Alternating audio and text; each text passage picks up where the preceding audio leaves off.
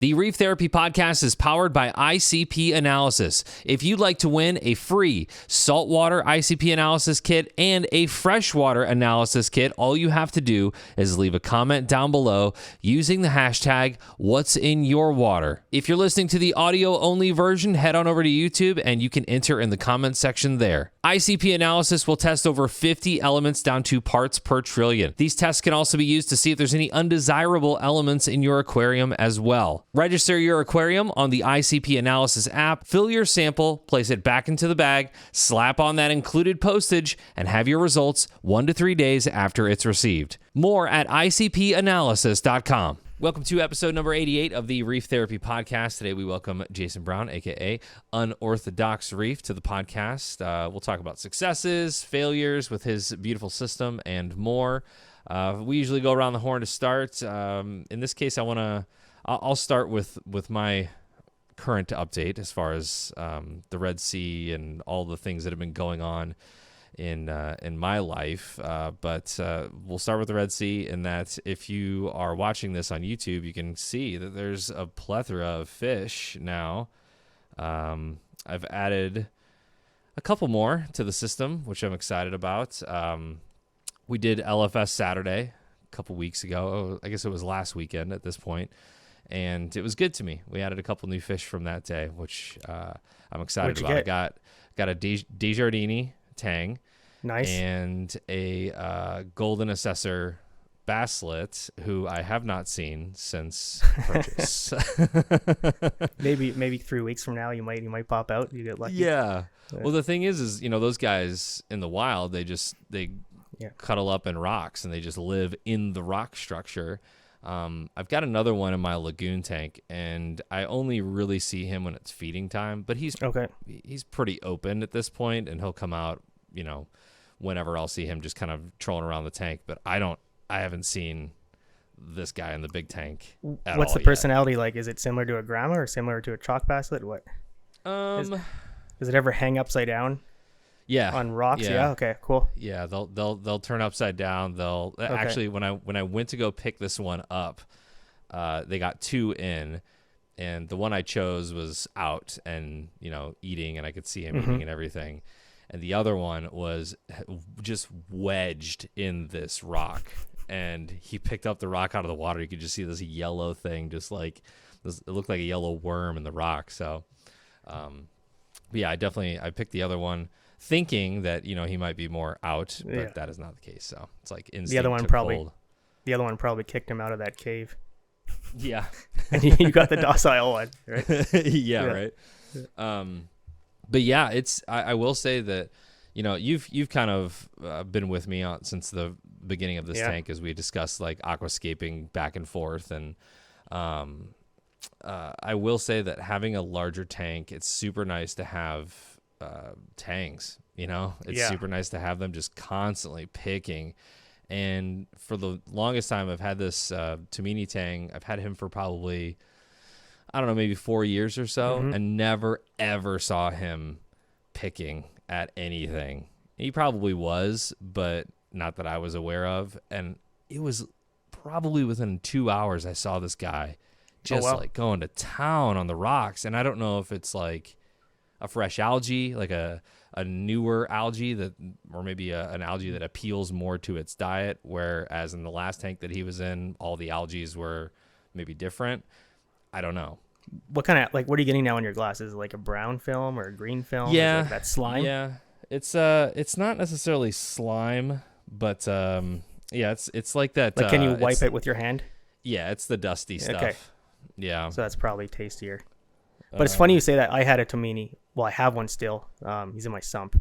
But I tossed him in this tank, and I have the yellow-eyed coal, right?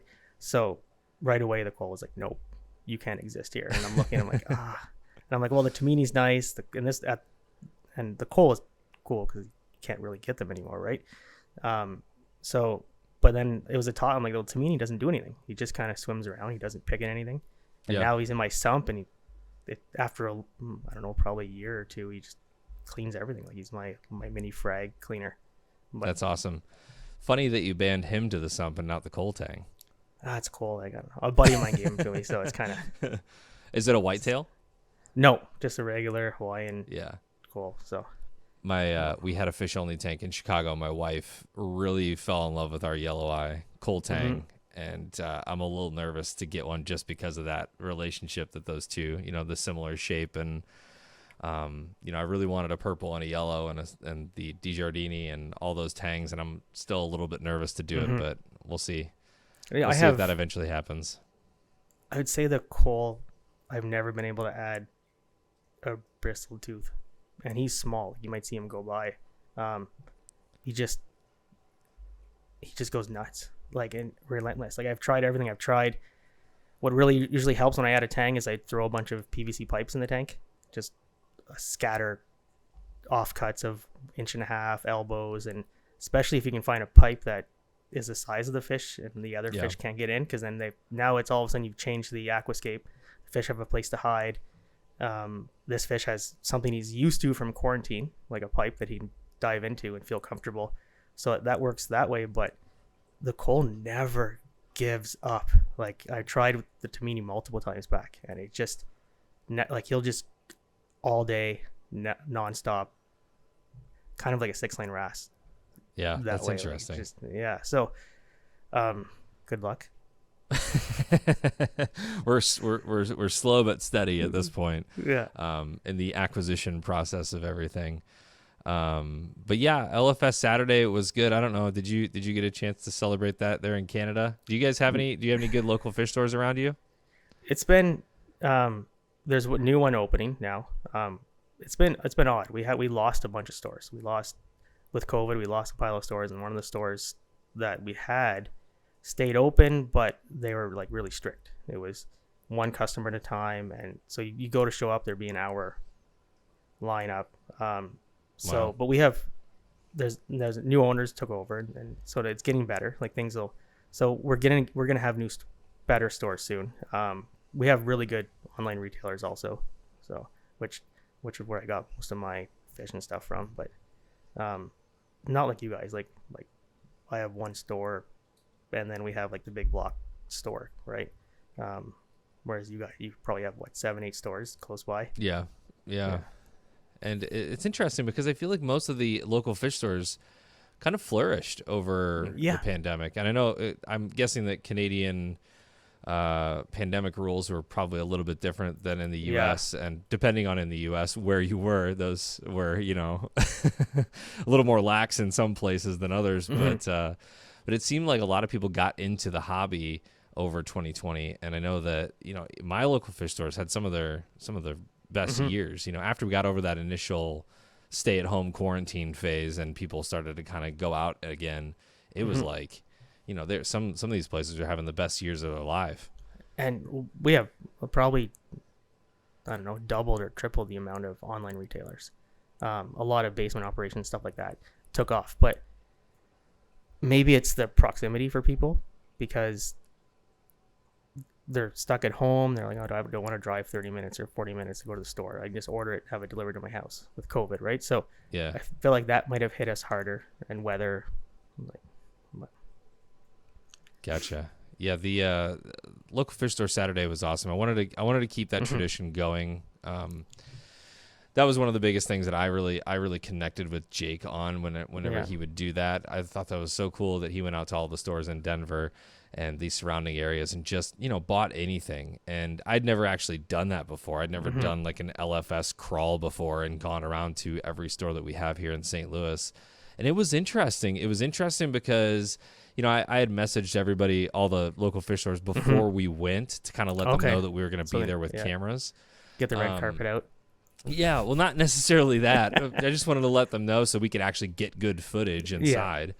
And they were very vocal about like the current state of the local fish store and the struggle that a lot of these guys are facing. Wow. And I don't necessarily think that it's not necessarily the local support as much as it is how hard it is and how the margins are lessening when it comes to the wholesale world. So options are becoming limited when it comes to getting dry goods. And then when they do carry dry goods, they're not able to make any money off of the dry goods. So that has become kind of a big issue. And of course, you've got the whole shipping issue of how much it costs to get things from, Indo or from California, the, importers, wherever you're getting your fish and coral from. Just everything is so expensive and it's so hard to function. And losses. So, like for a while. Yeah. So I always had this dream. Like I'm going to have my own store. This is what I want. And so I started an online side business selling frags, and I'm like, you know what, maybe I should get into quarantine fish. So I tried, and it was just the fish losses. By the time you pay for the medications and do all the work, it's like there's no money. Like I really don't understand how some things have large markups, like some coral, like if you can grow your own corals, make frags, sell them, that's great markup. But buying fish wholesale and then the quality of them sometimes, and then treating them if you can, and then moving them, like it's like a hot potato game. Like how fast can I move this product before it expires? And that's hard, right? So, and I feel like, I don't want to get into it too much, but like with Hawaii, the quality we had was great for fish, right? Now that's not available. Yeah, and those yellow tangs, if they're from Hawaii, they're now like $500. Exactly, right? That's another trend that I saw at the local fish stores, was like, if these aren't captive bred, they are at least $400. Easy, and they're probably like 6 or 7 years old at that point too. Great fish, buttery yellow texture. Just, it's hard to recreate that. And I know that all the captive breeders like Biota and all those guys are getting better and better as we go. I mean, that's, you got to really think about this, like stand back and think about, it's only been a decade maybe that we've done the whole, captive breeding of tangs and moving into all of the species that they can do now. That's new to me, at least. Now it's crazy. So, like the angelfish that we see. Like the angelfish, yeah. Like just, it's like how many, like there's all these Frankenstein fish popping up. I'm like, I need that. But it's I feel like it's gonna, in the next 5 years, captive breeding will have lots more leaps. And with live food now too. Like before, I remember I used to breed seahorses a long time ago. Like when I say breeding them, like a couple. Like I try, and this was hard, right? This is before, like you couldn't get live food anywhere. You couldn't, for us in Canada, I basically got to figure all this out myself. And we had, luckily Cyclops seas was around, so you can get them on Cyclops seas. That doesn't exist anymore, but it was a struggle. Whereas now there's so much available to everybody. I was just talking to a buddy of mine, like I should really, if I had the time, that should be my next step, is trying to either spawn corals, trying to breed something. Like I have stuff that spawn in my tank all the time. I just, like last night I came down, there's fry from some fish everywhere. It wasn't clownfish, so I don't know what it is. I think it's my possum wrasses or my 6-line wrasses, because I know they nest, and I same with all my damsels. So like if I could, be fun, right? It'd be great, but it's time. I had corals spawn just a couple weeks ago. I was lucky I came downstairs because one of my pumps failed, and I'm you're upset. The pumps failed, and my alkalinity plummeted, and what's going on? So I mess with the pumps, clean the pump, get a mix shift setup going for my calcium reactor. Basically, I cut into my return line, solvent bonded a T quickly, and then reduced that to a 1/4 inch RODI line, and then use that to feed my calcium reactor temporarily because my continuous duty pump failed. And then got that all done. And now it's like 11:15. I'm like, oh, I gotta go to bed. And then I'm walking by the tank and I see corals are spawning. I'm like, oh no, I can't go to bed. I gotta watch this. Yeah. So I saw some of that footage that you took. That's awesome. That's so cool. But so random, right? We don't know enough about it. I think you're right on schedule. I honestly, I think you're on schedule. I was just I talked to Jamie Craggs. I want to get him on the show here, and we might end up talking to him in the next couple of weeks. I'm hoping to get him on before the new year. But yeah, him and Richard Ross are both like, they're spawning now, right? Yeah, we're within like 3-week time period. So I think you're right on.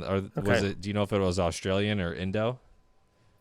No, it was an Australia. Not sure what it was from? No, it's probably Indo, because it was a frag I would have had 8 years ago or so. Like, it's a coral I've had before the Indo ban. So who knows? Yeah. But I also had a similar coral spawn in May this year, which, Yep. so it's weird. Like, it's so May and now, right? So it's kind of a weird, which now I'm like, I got to check this every night. I can't miss it. But did you do anything with the No, bundles at all? Just not let this them be? time. Yeah, in May I tried. I was like a last minute panic. I caught a bunch of them and I got good photos. You can see like the sperm and egg mix. Like, it was pretty cool. I got decent photography of it, but then I tried to put them in a container with plugs. I wasn't ready. Yeah. But I put an air stone in the container, and what had happened was it looked like they all got stuck to the air stone. So I guess that was an epic fail. I should have had air dripping in, or like just a bubbler, not an air stone. And this time it was just too late. I was too tired I was exhausted after trying to get my calcium reactor going. Yeah. But I was lucky with the reactor. I run a pretty redundant system that I dose calc 24/7. I run my reactor 24/7, and I dose ESV. So I've kind of have it all split into thirds right now. So if one thing drops out, my alk only drops about 1 point a day, or point. Like, I'll notice it's nothing major, but I know something's going on. Sure. So what do you keep that at? Or try to?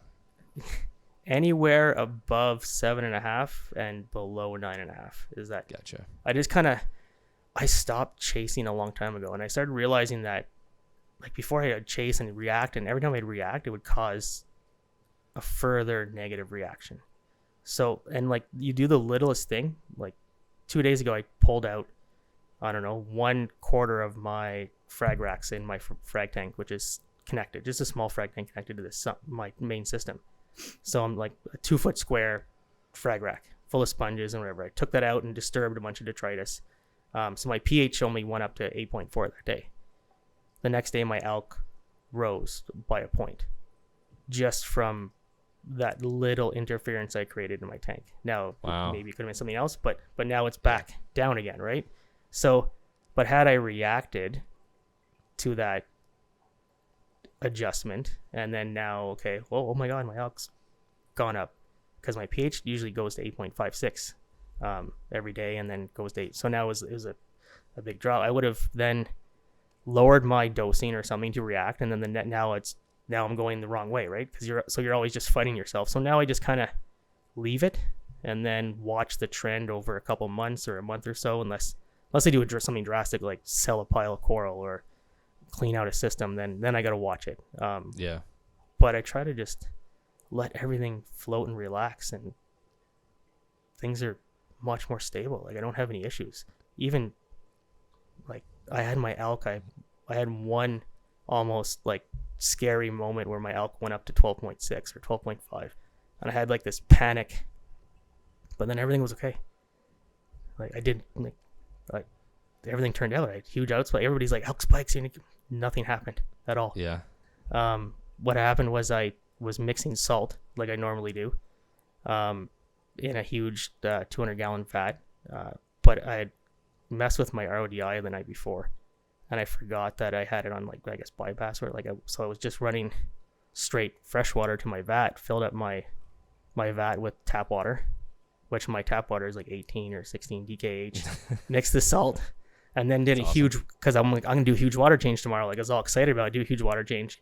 I'm super happy with myself. This is great. Finally, I got around to it. Go upstairs. Yeah, go upstairs.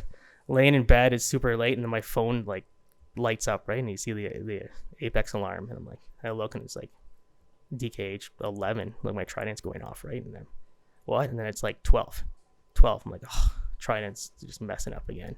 This is like, something's wrong. Definitely, like, something happened, whatever. Then it's like, you're laying there for a minute. I should probably go test. So I go down and test, and yeah, it was 12. So turned off all my dosers, everything, and then just, I guess I'm like, I just go to bed. Like, what do I do, right? So then the next day it dropped, and then corals took it down over 2 days to 10, and then that was it. Like there was I had no issues. Now, is that because I let my system wander a lot, that the corals are tougher, like they can handle, or is it because a lot of the corals I have also are corals that have been in the hobby for a long time?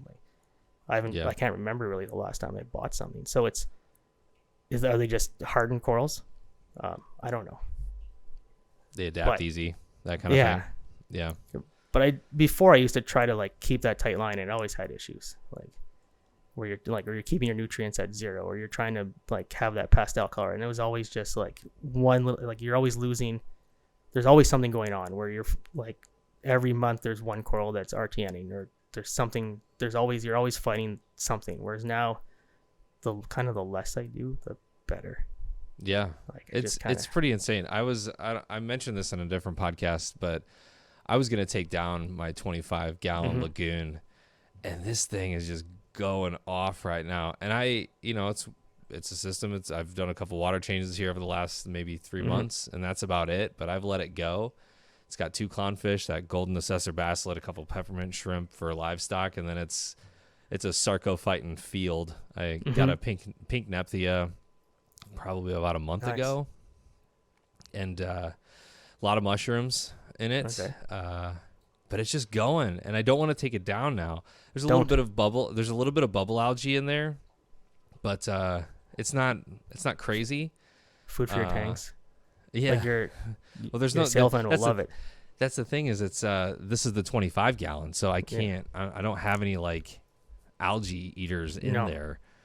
But it's cruising. So I need to do a video on this lagoon, because I think we're coming up on maybe 3.5, 4 years now. Okay. So, but like you said, I haven't added anything to it. I haven't touched it in a while. Just doing water changes, letting it do it. I'm not dosing anything.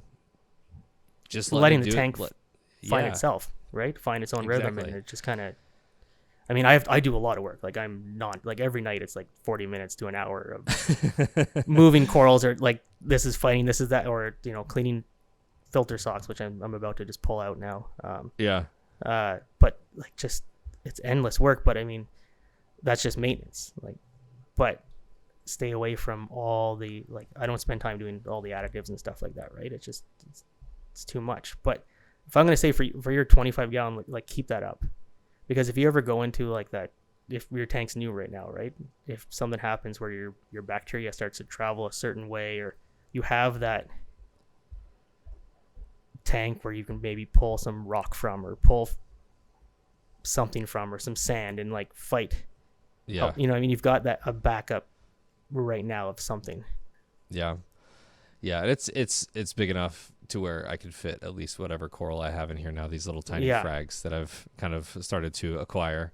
But yeah, it's just, I think when you get the new tank, you get the new frags, you get the new fish, and I would say people are probably still acquiring corals somewhere into the 1.5 to 2 year mark. And then after that, what works, what doesn't, and you kind of just let it go. And that's when I think the real success stories really, really happen in the hobby for people. And if you do nothing, I'm at 3 years now with this tank, right? Today is the 3-year anniversary from when I set this up, which was like in a hurry, right? I got the tank in November 24th, and then carried it in, me and 2 buddies. Brought it in, set it up, and then like the next day I aquascaped it, and then connected everything together, and tank's going, right? I was basically set up in a day. Wow. But like I had a 220-gallon, so what I did was I ran a line from that sump to this. Like I filled this tank up with new water and then salt, and just connected everything together, let them all run as one system, and then moved everything over. So it was like basically I did I don't know, what is that, like 50% plus water change, 400-gallon. Yeah. So it was just an easy move, right? So, but I used dry rock for this tank, and then put all the live rock in my sump. Yeah. So did you go through an ugly phase on that, or did you kind of skip that part? Zero. Well, besides dinos. Yeah. But that was a year in, I hit dinos. The ugly phase I had was, at the time I was when I had my 220, I was dosing vodka heavy. So I was trying to like run that line where if I tested my nitrate with the salivary, like everything was like I can barely see it. Like I was always riding zero because like, and you'd get those like bright pastel colors, and which we always thought were great, but I think it's not. I don't think it's a healthy coral. It's just a starved coral with bright colors, but it still looks nice. Yeah. So I was chasing that line all the time. But with the vodka, and I was like, using vodka for bacteria for food, and then feeding lots, and it's like kind of heavy in, heavy out type thing. I got this like bacteria film all over my rocks, which kind of looked like this weird white hairy slime that you'd see all over the rocks. So it kind of, and then that made it longer for coralline to take place, it seemed like. But the fish picked at it and everything ate it. So I just had that first weird black ugly rock a bit. But I mean the corals, I had so many corals from my system that it didn't take long for it to cover the rock. So sure. Well, let's we've done this kind of out of order, and that's my fault. Yeah. But let's get to know you a little bit. I really want to I want to get to know that tank behind you, because that thing is beautiful. So tell me a little bit about you, your reefing story. When did this whole thing start for you? Oh geez. By trade, I'm a aircraft composite specialist. So I basically build aircraft parts out of fiberglass and carbon fiber, stuff like that for testing. And what kind of aircraft? We have a bunch of old airplanes. We have a Convair, we have a T-33, we have a Harvard, which is like a T-6 Texan. If you're a Falcon, 3 helicopters. Texans are the old World War II planes, right? Yeah. So we have one of those that we fly. I've flown in one of those before. Yeah. There's an aerobatic group called Aeroshell. I think they just renamed. I want to say they're in Texans, something very similar, but got to ride in one of those. And you pull a loop in one of those, and it takes 3 days to get around, but it's fun. Yeah. You smell like fuel after. Yeah, no. Exactly. Yep. Yeah. No. And then how I got into the hobby at a really young age, but in freshwater. Probably 5-6 years old, I had a freshwater tank, and then that slowly progressed until I was a teenager. When I went to a restaurant and they had like a small, like, I remember then it was like the most amazing thing I've ever seen.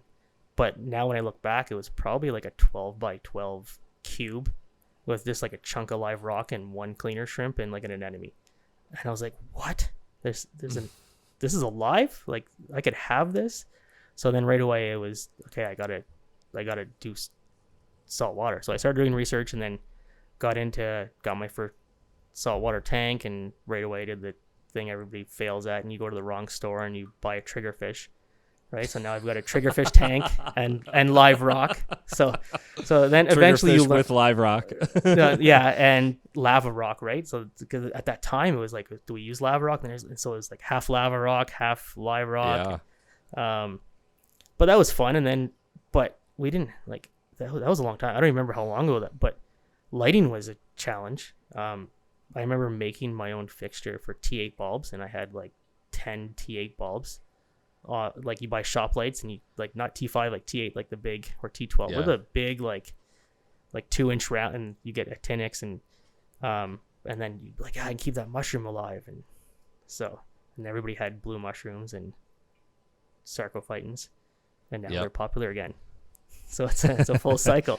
It all comes back around. Yeah. So it always had like tanks, and then it just slowly progressed into SPS, and then a huge addiction. Like I'm too far in, and my father passed at the height of COVID, and then I'm like, you know what? I'm gonna build the tank that I've always wanted to build, and that's how this tank became. And it was COVID, so I had the time. Like you said, a lot of stores flourish. I had the time. You're at home for a bit. We had a newborn baby at the time. I have a 3-year-old now, so you have time and you don't have time with the baby, right? Because you're locked to the baby, but he naps all the time. So that was every time he'd go for a nap, come downstairs, work on the tank, go back up, and that was like our cycle, right? So, but yeah, that's where I am today, I guess, and that's me. Do you have a name for your reef tank at all? No. No. Are we supposed to name our tank? I don't Well, know. I figured if That's maybe a next level. I figured if maybe your dad's passing had Oh. some sort of inspiration on you to get that thing moving and started and do that dream project, that maybe there was something in there, but it could just be intrinsic as well. Yeah, now you're making me feel guilty for not naming. No, not at all. No, Don't no. feel guilty. What I do is a lot of the sales and stuff that I do, I donate proceeds to cancer research. So that's kind of been something I started doing for him. Right now, we like with our club, we're doing because Christmas is coming, and so I'm just auctioning off frags and corals every day. And we're gonna do raffles, and then all the proceeds go to. I just donated $1,000 to cancer. Now the next group we're gonna do to the Children's Hospital. So we've got a good club that way. I'm using the hobby for the good, I guess. That's great. Just keep it that's positive. great. Keep energetic about it, so you don't always get caught in the negatives. But Are you the lead guy in that club? Are you kind of the prez? I guess there's a few of us, right? But I've been there the longest, and it was just kind of dumped on me one day. Like it's like, hey, do you want to be in the min? Like probably 10 years ago, and I'm like, sure. Yeah. And then everybody quit, and I'm, whoa, wait a second. So that's usually how it goes. Yeah. And then there's and one guy that like holds it up for the until you can find more help. Yeah. Ours kind of perished because of that. We had a couple guys that were pretty, in tune with it, and got out, and it still exists, our club, but it's not as active as it used to be. And it sucks because they always have pizza nights at different houses, but I can't ever go because it's like always on a Thursday or a Wednesday.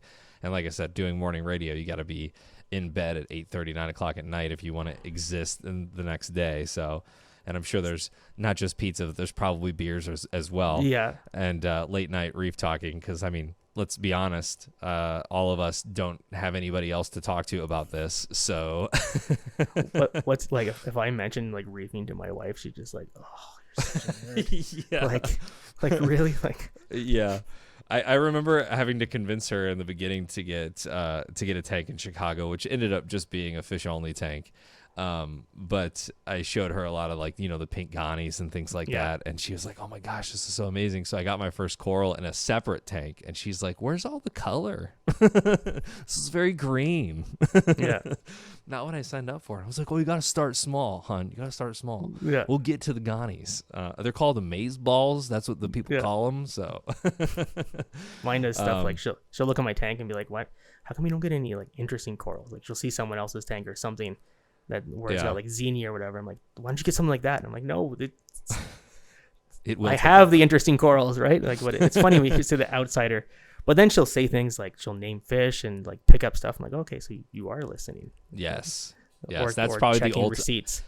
That's the ultimate thing, is when all the kids are at the aquarium together. We're at the St. Louis Aquarium, and all the kids are pressed up against the glass, and they're saying Nemo and Dory, and my kids are like, that's a clownfish and a blue tang, and actually saying the names. You'll get there if you haven't already. But mine could says basslet and stuff like that. I'm like, what? Yeah. So he picks up stuff, right? So especially when I was bringing in fish, or I'd bring in, I used to sell inverts and stuff too, right? So I'd bring them in. I'd let him at like 2.5 years old. Like he'd open a bag of serpent stars, and then he'd be like, whoa, and like, so he's amazed. That was a lot of fun, but I don't do that anymore. But it was crazy how much they retain at a young age.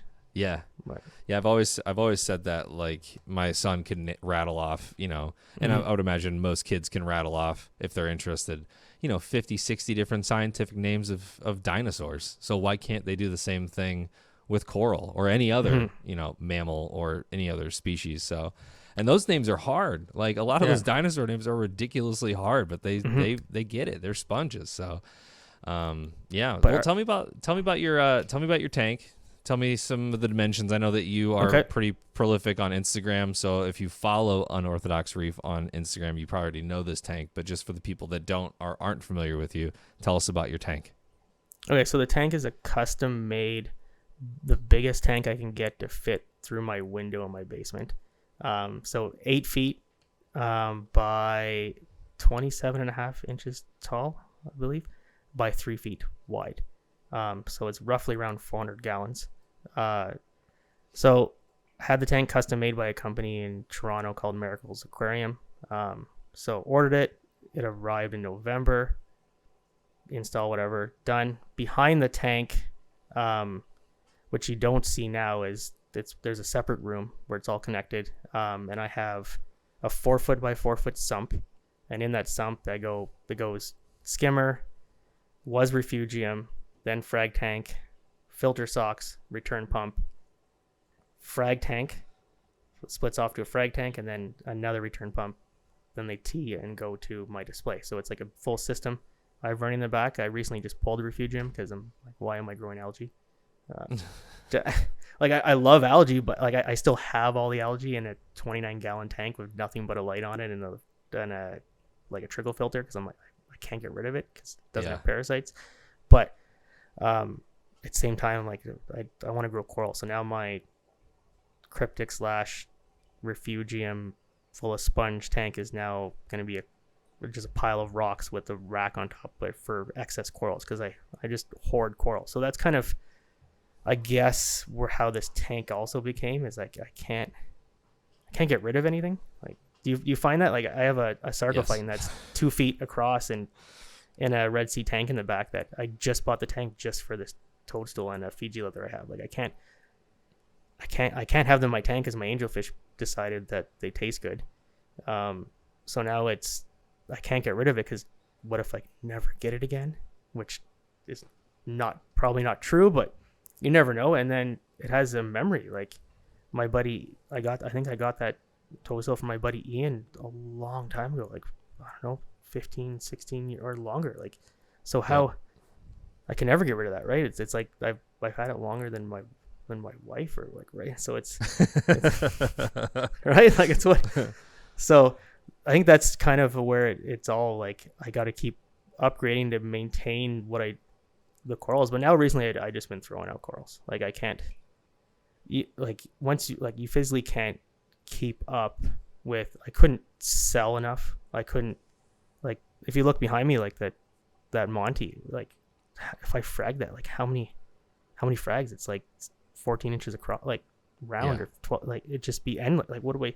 So it's not worth it. It's too much work. So I just, and right now it's about half an inch from the glass. So probably in 3 days I'm gonna have to shave it down again or think about restarting. But either I have to get another coral flat or start shedding corals and realize that I gotta stop hoarding. I was gonna say you could just do what Mark does and just throw it in your backyard, right? Or my dog's getting into it, and then the smell, like I forget, like I filled up a 5-gallon pail of like bird's nest and like Zoe and like just stuff that's taking over like racks, and I put it in the garage, and then I go to work and I come. The wife's like, "There's something wrong. Your tank's dead. Like the whole house smells." And so I'm like in panic mode, right? Because I just forgot that I didn't take the garbage out, and I get home and right away it's like, oh, it smells like death and cream corn. Right? And it was just because I left that right. So then I'm worried the dog's going to. So now I have to put in, like, find a dumpster somewhere or wait till garbage day, and then like, can you even compost corals? Like I don't know what the. I mean, depending on what it is, I guess, right? It's all like that calcium core once the tissue dies, or once the tissue, disintegrates and goes away. That's a good problem to have. Too fast of growth, or I hopefully one day, I'm sitting back here with my little frag farm in this Red Sea, and I got a couple like meaty, chunky frags from LFS Saturday, which my intention was to see if I could get some acros and some easier SPS that were larger in size, and not just get like a one finger of something. And so far so good. I mean, I haven't had any bleaching yet. There was one frag that I got from a frag swap here, and the guy had sold it to me for like $5, and it was a smooth skin, and I just knew it wasn't gonna do well. and he said that he had it in his tank and it was sitting at like, I don't know, like 85 micromoles, and I had it, it's up in like the 150 to 200 range. So, and it was smoked in a day. So that's the only major thing that I've had go wrong so far. But they're not growing. I can tell that there's just not enough. There's not enough stuff in the water yet. Food and bacteria for them. To promote that. So now, and flow's good. Everything's good. Like you're flow's kicking. I've got the gyres just going. It's fun to see. The new frags that I just got are still kind of hanging out on a magnetic rack while I figure out where to put them in the tank. And they're like doing this whole thing on the rack where they're waving on their plugs. So yeah, I think that's a good sign.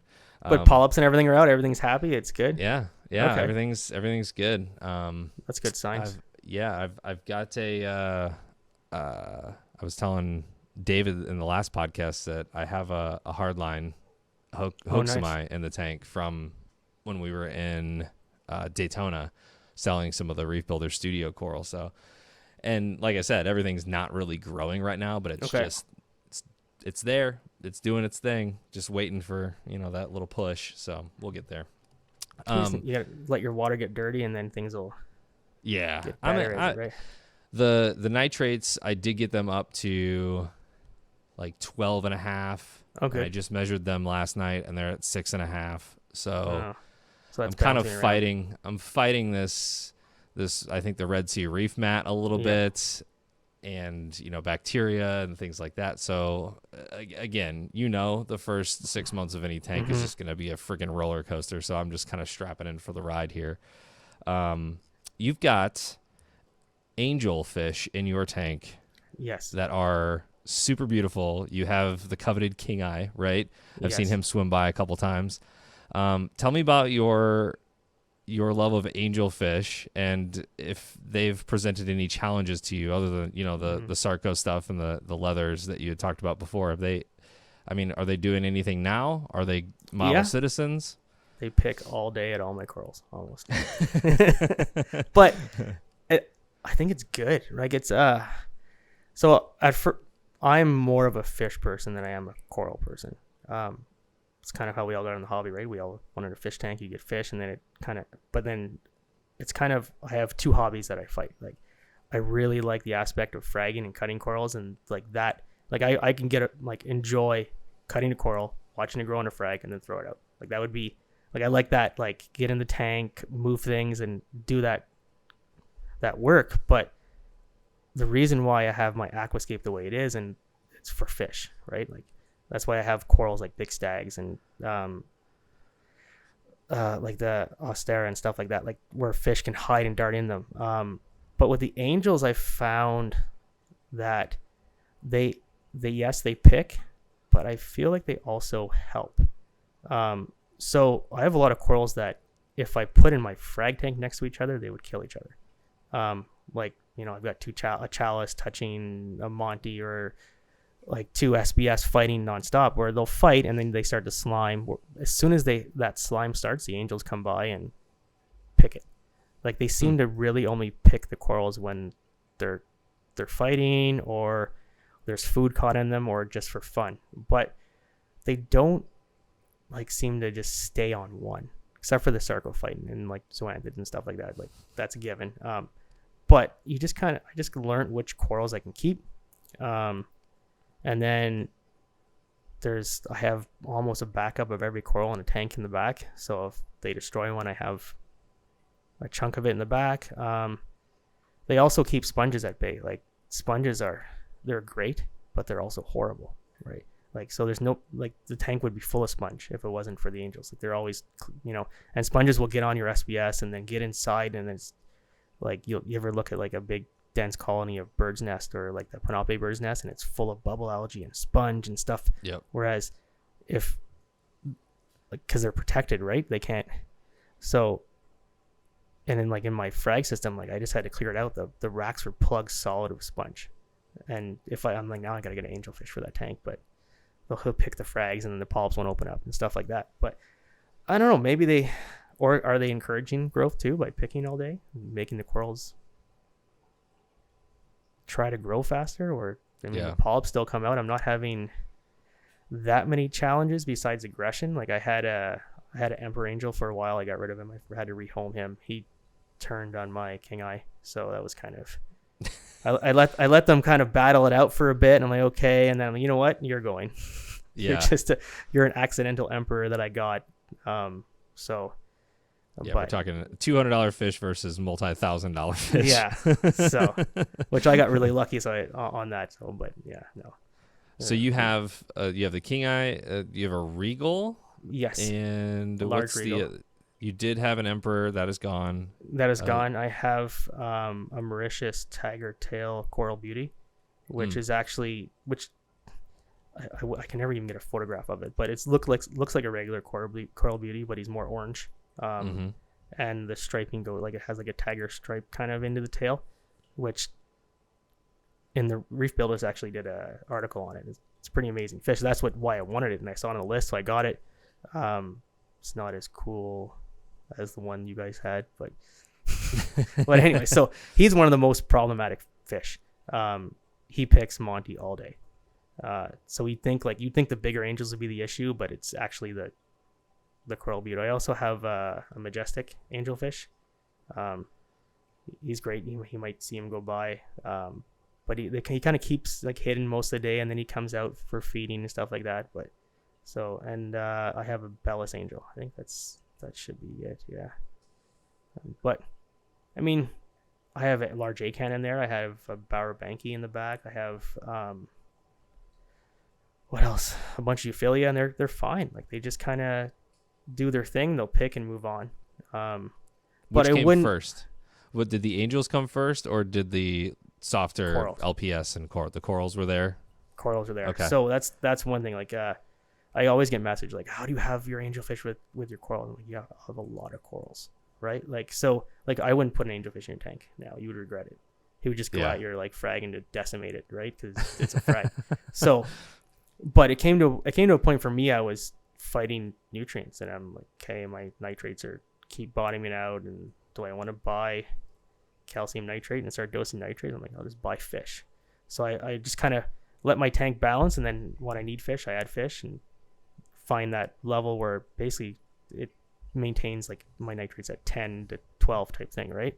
So, and that's when I started adding the angelfish later on.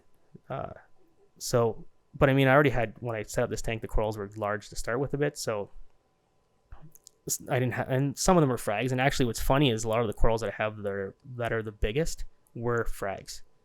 So in 3 years, like the bigger corals were the smallest to start. When? Gotcha. Yeah, that's awesome. What I guess from my perspective now, having this Red Sea, and I've had a couple of epiphanies, thus far. One being, you can have, and I've kind of known this, but I've never experienced it before, where you have, your utility fish going to work and doing the stuff and taking care of all of the problems that you usually see in a nano tank or a pico tank, where the hair algae comes and you don't have fish that are going to be able to eat that you could technically put in your tank when it's that small, right? So you're in there with a brush or whatever. Are there any epiphanies that you had when it came to growing the coral that you have, the SPS that you have, to the size that it is and to the success that you've had over time, if that makes sense? Flow, I guess. Like, I think I underestimated like the amount of flow you would need, and lighting. Like, it's once you start to get to that scale, you need so much more flow, so much more lighting. Like for you now, you have what, 2 gyres in your tank? Yeah. You think we need more? You need many, many more, right? Like it's like, and then I see people like you post pictures and they have problems. They ask me like, oh, what's wrong? Like, I'm like, I need more flow. Like and they're like, what? Well, I have lots of flow. I'm like, well, you have an SPS next to it, Euphilia. You don't have enough flow. Yeah. Like if, like I have torches and like they're bouncing around right now. and some like euphyllia in the back, like hammers and frog spawn and everything, but they're in the back where I found a dead spot. That's the only spot that they could tolerate life because of the amount of flow in my tank. It's a constant cycle. Like it's just like move all the water at once and create an erratic flow at the same time, which is hard. And that was something like I never thought of. I'm like, I want a bigger tank. And then it's like, wait a second. Now I need this many more pumps, this many more lights. And then as the corals grow, it's like constant changing, right? I've swapped my pumps out all the time. Now that the height they are, I can't have an MP40 behind my large corals because they'll just they'll blow the flesh off, right? So now I had to switch to gyres and have them point at the surface and then change the flow that way. So you're learning, you have to kind of adjust as you go. So it was, and the amount of, I'd have to dose. Like I didn't realize this is it's a lot of work, right? Like I'm thinking to myself, like, I'm going to get off calc soon because I like it. It's nice to have the redundancy and it's great and it's cheap, but it's too much work. Like I'm mixing up a 35-gallon jug of calc every 7 days, which doesn't sound like, but when you have kids and things, it's just, then I clean out this garbage can, mix up new calc, and it's just something I have to do every 7 days, right? Where, and then you're getting all that stuff. Like today I went to the store to pick up my shipment from the wholesaler, and I'm carrying out 2 jugs of ESV, like 5-gallon pails, and then some guy just randomly is, oh, what do you got there? And oh, it's ESV for my aquarium. And he's just kind of like, what? Like 5-gallon pails for your aquarium? What kind of weirdo is this, right? So are you doing the ESV 2-part? Yeah, I've always done ESV. Always. Yeah.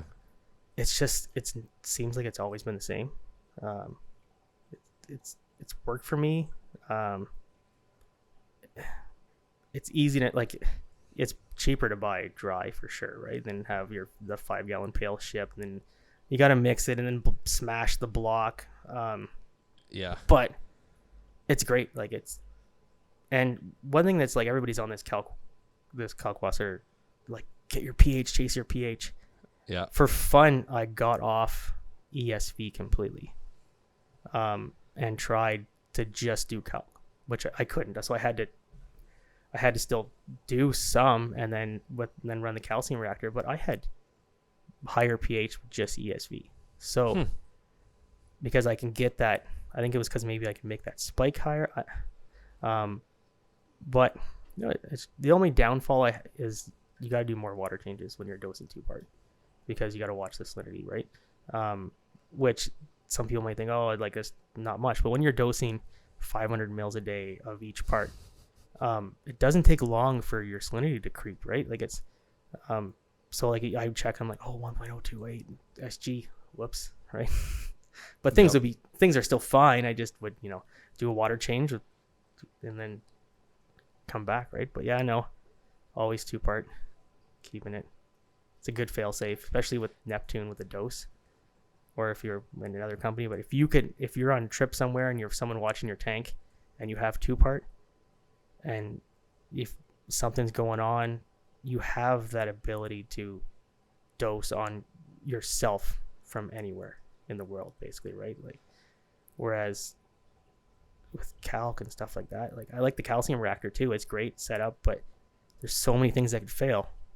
Whereas ESV, with 2-part, it's your dosing pump fails. That's it, right? Like, yeah, it just seems like that might be a little cost prohibitive for people that with larger tanks. I guess if you've got a larger tank, you're probably you're probably not necessarily hurting for just what 2-part costs, but yeah, like that's the main draw of Kalkwasser, right? Is that it's super cheap.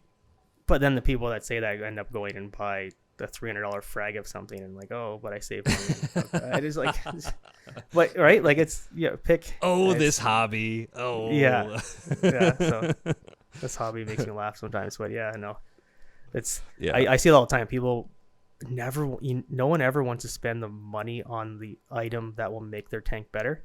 They want to spend the money on the item that gives them that like joy at that moment. Like, I bought this amazing fish or this great coral. Never mind that the last fish died or the last coral died. Yeah. It's instead of focusing on what'll make your tank better, it's focusing on what'll make my tank look nice now. That's such a good concept to really think about the next time you're standing in front of, a super awesome looking mushroom or something that's just going to give you that like that hit of serotonin that, you know, TikTok that gives you or Instagram gives you. And, you know, really think about what's something that I can do to make my tank, you know, better from a care perspective, from a maintenance perspective, and help these corals grow better instead of, you know, spending $300 on this bounce mushroom or whatever you're going to buy. And that's where I'm at now. Like I haven't been buying corals or much fish or anything in a while. So anytime I get disposable income for my hobby, I've been buying stuff to make maintenance easier and backups of everything. So if something happens or like, and okay, I've got a backup now, calcium reactor pump, I've got a backup return pump, and I keep it like next to where I need it. So if I'm away or something, I got to have my wife call a service company, like it's there, it's easy. So now I need to start labeling things because it's like I've tried to do wire management. I tried hard. Like I CNC brackets to hold all my power supplies and then use the tracks, and it's a mess. Like you get to a certain point, like that's the other thing in a tank this size. Like I have 10 radions on this tank plus 2 reef brights. That's 12 power supplies just there, not including my pumps. Like behind my tank, it's just a wall of power supplies, and then I had to make a box for them with fans going in and out to keep them cool. So they because the heat they put off is crazy, right? So it's all that, and then I had to run 3 new circuits from my panel for the tank. So it's stuff that no one ever thinks about. Like everybody's like, oh, I want to get a new tank and an upgrade. Even if you upgrade, like for you, right? You have your tank. Did you increase? Did you have it all in one circuit? Do you have it all in one 15 amp breaker? There's 2. There's 2. So okay, so you got I've got it spread out. So I have an extension cord that's going to a different outlet that's powering different things. So it's on 2. Okay. I need an electrician to come in here because we actually do have the previous homeowners built out a covered patio in the back. So there's a like a TV and a fan, like a ceiling fan out there and everything that's all powered and lights and things. So there's a separate box. There's like the main box and then there's a separate box, and I feel like so that would be super easy to tap into. So yeah, definitely need to get it on that. And you know, like you said, you could buy a $300 whatever, or you could buy a $300 pump. Everybody always complains about the price of gear, right? But you know, I love the idea of stacking up doubles of everything that could fail. You know, I think that's probably something that most people don't do. Most hobbyists don't do. As long as you keep them. Like that was my plan with radions. Like I'm like, oh, I'll stock up on have extra radions. So I still have 1 extra on the shelf, but for a while I'm like, I had like 3 or 4 extra, and then I'm like, then it's like, well, I've got this light, I should get a nano. Right, and then and then now, and then you say to yourself, well, system here and equipment, so yeah, right. So, but then I say, okay, well, if something fails, I'll sacrifice the nano and take that light off, right? But yeah, no, to me, it's priorities. Fisher and corals make people happier, I guess. Yep. Oh, that's for sure. Like RODI is like the least sexiest word. Like no. Right? It'll make your life easier though. Yeah. That's for sure. Like you won't have to be lugging. Every time I'm in the LFS, there's always 2 or 3 people that are coming in to get water, and I'm like, gosh, how can you do that on a weekly basis or bi-weekly or whatever, you know, your water change schedule is? It's gotta suck. Just buy the $150, $200 unit. Yeah. And, you know, hook it up. But that hurts everybody, right? So it's like I'm on a well. So sometimes I'm like, I'll just add regular well water to my tank. I've never had it tested. Which I'm gonna send out an ICP for, just out of curiosity. Like, do I even need RODI water? Am I just wasting? I need it to mix salt. I know that, so I don't have the 14 DKH water change. Yeah. But maybe for my auto top up, I don't need RODI. So not everybody needs it, but at the same time, like nobody ever wants to spend the money on one. I mean, it's nothing. It's like it's a water filtration, like. Boring. Yeah. I wanted to ask you before we start to wrap up here, but I wanted to ask you because I know that I'm going to get ridiculed for, like, I'm going to post an update on this tank or, you know, the LFS Saturday at some point, and I did not quarantine the sailfin, and I did not quarantine the basslet. I did not quarantine the blenny that is in here, and the 3 fish I added from a previous system. They're all just kind of in there now, and a chromis. So The chromis, okay. What's the easiest way to set up a QT tank? It's something that's always, it's so weird to say this, but it's something that's always intimidated me. It's like, you're setting up a new tank, and the risk of the fish dying in the new tank, to me, is greater than the risk of the fish dying in the established tank. However, I know that those fish can come with velvet, ick, all the things. Uranema on your chromis. Uranema, yeah. That never leaves. Ever. Exactly. Ever. So all of these things, Yeah. I know that I'm going to get ridiculed for, but I know that but you got it. You don't have as much to lose too. Like it sounds bad to say, but it's all new fish, right? So, and also you don't have that many corals. So if you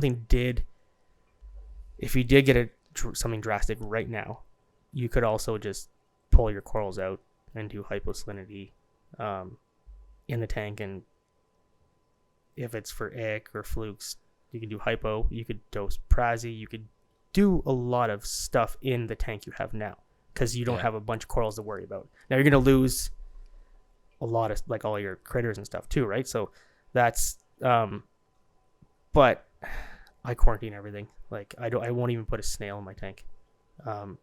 It's not. I've been burnt by snails before. It's everything goes into quarantine. That's why I'm scared of buying corals. Like I don't want to get the next coral parasite. Like it's just, I've been clean for so long that it's right. I don't want to break that cycle. But the easiest way, I would say, if I were to recommend something to you that's you could put away, if you're someone that occasionally buys a fish, is go buy some plastic Rubbermaids, like the 10-gallon or 5-gallon clear with the lids that like snap on. So like a 5-gallon clear plastic tub, you can stack 2 of them, right? So you can do tank transfer to start.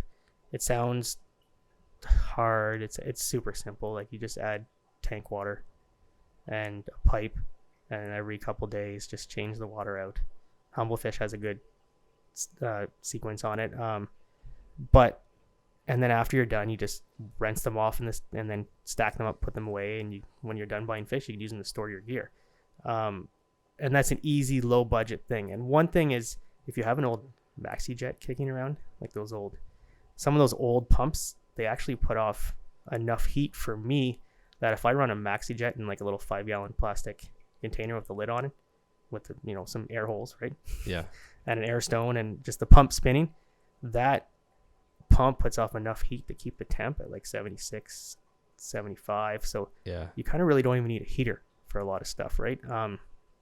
Now, but if I was in your boat with a new tank and moving forward, I would set up a QT. I would set up like something easy to clean, like a 20-gallon. Go to Petco, get a 20-gallon tank with the trickle filter. Take that trickle filter and take the carbon out of the cartridge, and then take a piece of sponge from your tank, toss it in there, and then you've already got an established QT. And then you can monitor the fish if you want. If you start to see any parasites pop up, then you can treat, or you can treat just to treat. Certain fish I would treat just to treat, but then like something like, it's like, say you got a tamarin wrasse, for example. Mm-hmm. That's one of those fish that, you could treat with copper, but it's also a fish that's not so susceptible to a lot of parasites. So you could just monitor or consider hypo. But I would set up a quarantine tank. Yeah. It's a good question to ask. I mean, not every people don't have the space for them, right? And then now it's another heater. Yeah. It's another. I mean, I kind of keep one running all the time. And then one thing I do, is you're good. Like marble tiles, like those like travertine marble tiles. Yeah. Those are amazing for QT tanks.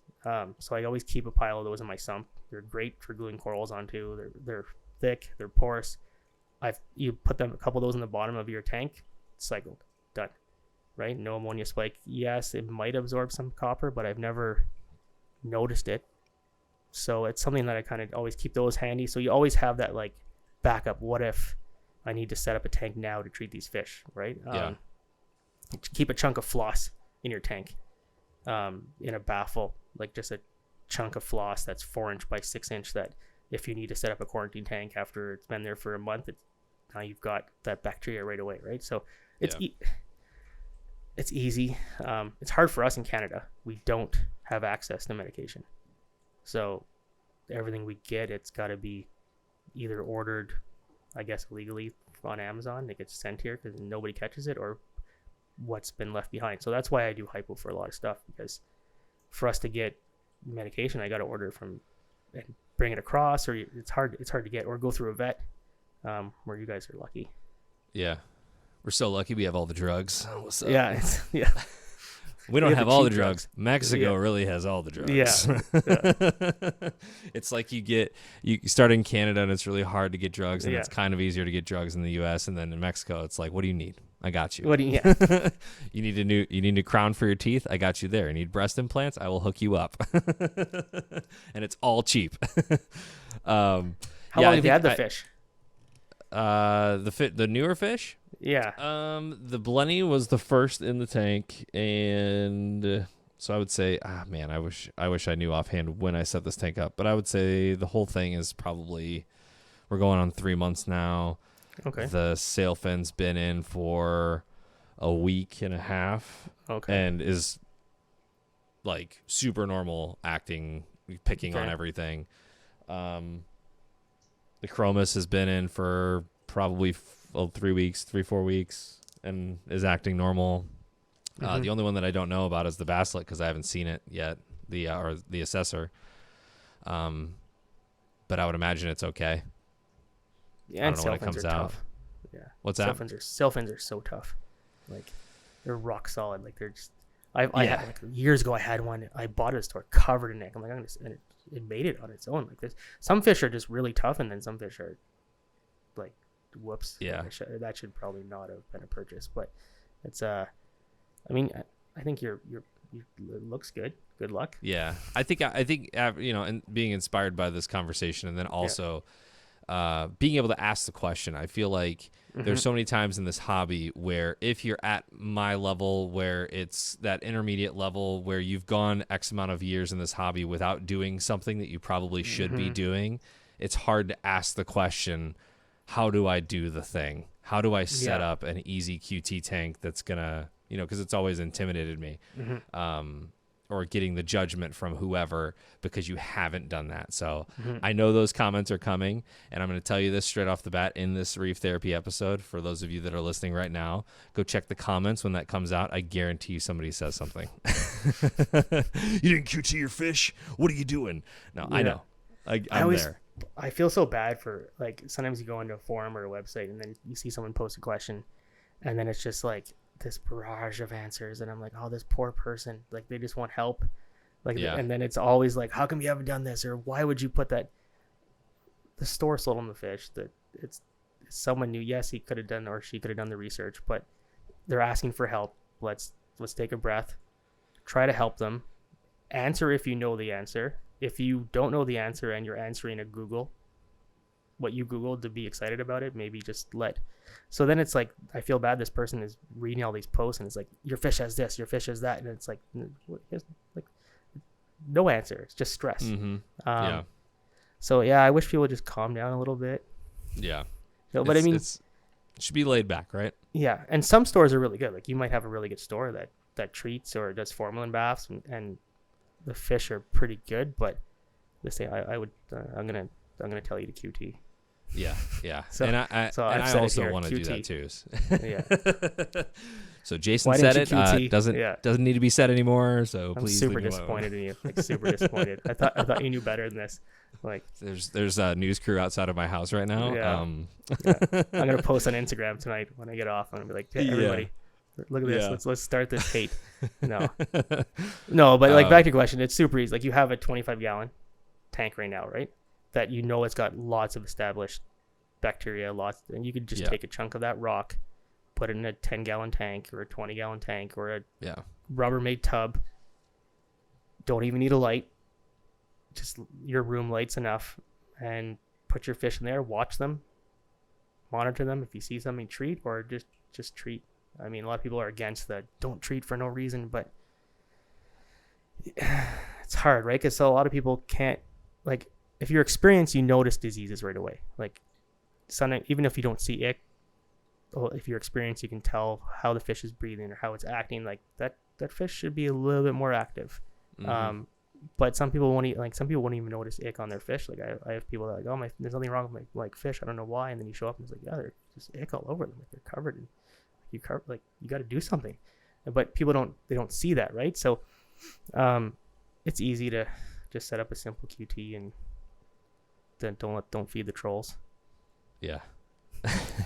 Well, I've got a bunch of extra equipment. Like I've got one of those hang on the back tide line filters that I could easily, and I've got probably 6 or 7 unused tanks in my storage room right now from previous builds and things. So yeah, I've got all the equipment to do it. There's no excuses anymore. So just time and laziness. Even frag plugs. Save all your frag plugs and just toss them in the back of the trickle filter, right? Like there's your bacteria. But yeah, no, you got a QT.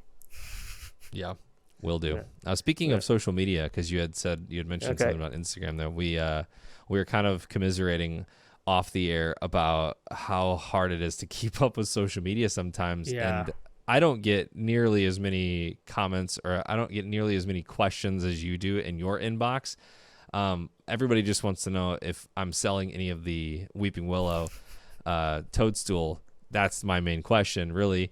But you get like legit questions all the time. So talk to me about social media a little bit. I get a lot of questions, and I try to answer a lot of questions. But sometimes if I answered all the questions and went through all I wouldn't have time for my life. I wouldn't have time to spend time with my son or my wife. So I have to try to find that balance, that reef life or social media life and real life balance, right? And sometimes I feel like you get caught up too far into the social media, but also I feel sometimes people just don't understand that you're not the only question. Like I'll get someone ask me a question, and the next day I'm like, oh, I forgot to get back to him, and then it's question mark, right? And then it's question mark, and they're pinging you, and then now gets to a certain point, I'm like, you know what, now you've aggravated me, right? But no, I always try to. Now I'm sorry. Yeah, I'm pretty good about answering questions that are in posts, because I seem to, for some reason, on your brain that's easier to do when you get that notification of a comment, because it pops up on your Meta business, right? But like all the hidden messages, it's hard to keep up. It's hard to keep up with getting caught up in the Instagram way, right? Or social media way. It's like I feel like I have to always post or make new content. And it came to a point like I just kind of just take pictures and post them. Like I don't really make that much content. I don't have time, and I'm not following in that. I don't want to get stuck into that. I don't want to be the guy that's always making videos or like you know what you used to do it all the time. Like you don't. It takes time. Like I don't even know how you do this. Like and that's my biggest struggle right now is just having a full-time job and trying to maintain and keep this up too. There's people who are avid listeners of Reef Therapy have probably noticed a little bit of inconsistency when it comes to posting, and that's just due to life and scheduling and also having a full-time job. I would love if this was my full-time job. I would love to devote all of my energy towards making videos for reef builders, traveling the world and going on dive trips and all that stuff. And also, doing Reef Therapy episodes all the time. I would love that, but it's not in the cards right now. Maybe sometime next year, we'll see. But I do appreciate everybody for bearing with me on that, because it's real. It's real life, like you said. And I think you do it right. I think on Instagram, you're one of the few that does it right. You're not amping up saturation. You're telling it like it is. You're sharing your story as authentically as you possibly can, and I think that's what I appreciate most about your Instagram channel. Well, thanks. I try to be as honest as possible. And you also get a lot of messages from people like, do you want to try this product and make a couple posts, and I turned down a lot of that because I won't use anything that I don't believe in, that I don't trust, and I don't want to change anything either. So I want to reef for me, not for another company. But I also have to be careful. Like a couple times you get upset and you make a post about a company or something, or a product you're unhappy with, and then you don't realize that with the following you have, that you can upset people, or you can make changes, or you got to be careful what you do now, right? And I say this to my wife or something, she'll laugh. She's like, "Oh my God, there's like how many people are in the fish world? There isn't that many, but we're still a tight group, right?" Yeah. Like everybody kind of knows everybody, and yeah, it's we're not famous, but we're famous in our fish people eyes. Like, yeah. No. Yeah. Like everybody knows who Remy is. I don't know right? about that. I don't know about that. Is there anything else? But I'm probably one of like at the same time I was gonna say at the same time, like I say, like I can't believe you have the time for this, right? But then I'll like get in my truck some days, I'm like, what? There isn't a new Reef Therapy? Come on. And I'll go over and I'm like, what? That podcast doesn't have a new one? Like, what am I going to listen to today? Right? So then I go back and I restart Reef Therapy. Like I've probably listened to Reef Therapy 5 times over now from the beginning. Yeah. It's kind of, it's my dog walking show. It's my, go back. It's solid. And I love going back and listening to Mark and Jake just talk about whatever, and all the different episodes. So for those of you that go back and listen to all those, you're not alone, because I'm also in that same boat. I've got about a 25-minute commute to work, so that's 50 minutes a day. It's about half an episode at best on a lot of those, because they're I mean, some of those are an hour and a half, 2 hours. And I remember Mark saying, the skimmer, we just talk for hours. Yeah. The skimmer one, I think I've listened to that 3 times, 4 times, 5. Yep. But then it's just like doing doing housework. It was great, right? But yeah, no. Yeah. Well, Jason, I want to thank you for coming on. It's about this time that my network is starting to struggle, and I'm super delayed. I was going to say something, but I didn't want to like say it out loud. I'm like, hey, you're just like this blur to me right now. Like, yeah. Usually I'm the one with bad internet. Nobody knows. In the country, Nobody knows. Nobody can see that. Nobody knows. Okay. Well, at one point, just like a QT tank, I'll actually get a mesh network down here and have a hard line into this laptop, and then we'll be fine from there. Okay. But we'll get to that. So, Jason, I want to say thank you for coming on the podcast today. If you've got any questions for Jason or for me, he is Unorthodox Reefer on. Is it Unorthodox Reef or Reefer? It's Reef, right? Unorthodox Reef. Yeah, Reef. Yeah. I probably should have had Reefer, but then it sounds a bit off. Unorthodox Reef on Instagram. You can reach out to him there. He probably won't answer you because he's got 200 plus questions in his inbox right now. But if you want to do anything, you can always comment underneath the YouTube video here. If you're listening to the audio only version, head on over to YouTube or on Instagram. You can find the Reef Builders socials there. And also grab up an ICP test, ICP analysis. You got to know what's in your water, and they're a longtime sponsor of Reef Therapy, and we appreciate that sponsorship. And always leave a comment, hashtag what's in your water in the comment section, because we were picking 3 freshwater tests, 3 saltwater tests. You get both, so you can test your source water, whether that be RODI or straight from the tap. They'll do both, and so you know what's in your water. But Jason, thank you so much for being on the Reef Therapy podcast today, and we'll catch you next time, man. Thank you. No, thank you.